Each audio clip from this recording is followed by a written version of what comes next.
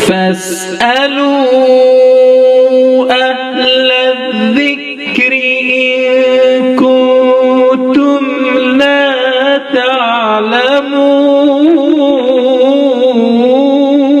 السلام علیکم ورحمة اللہ وبرکاتہ۔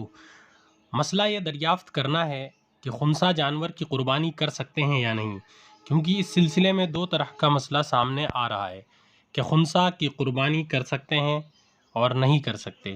میری الجھن کو دور کریں اور مسئلے کی وضاحت کے ساتھ اپنی رائے سے مطلع فرمائیں، کیونکہ یہ خنثی جانور ہے جو تندرست اور کافی بھاری بھرکم ہے۔ جلدی جواب دینے کی زحمت کریں تاکہ خرید و فروخت کا سلسلہ بڑھ سکے۔ سائل ہیں محمد زاہد قاسمی میرٹھ۔ بسم اللہ الرحمن الرحیم۔ الجواب وباللہ التوفیق۔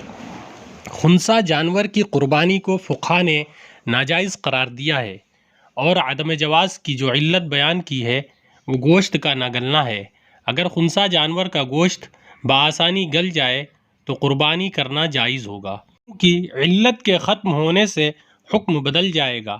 البتہ احتیاط کا تقاضا یہ ہے کہ عدم جواز کے حکم کو ترجیح دی جائے اور خنثی جانور کی قربانی نہ کی جائے، کیونکہ گوشت کا گلنا اور نہ گلنا ذبح کے بعد ہی معلوم ہوگا۔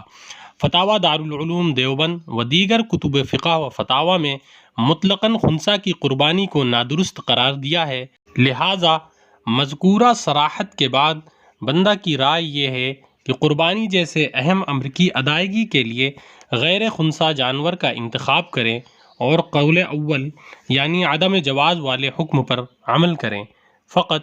واللہ تعالی اعلم بالصواب۔ فمن زحزح عن النار وأدخل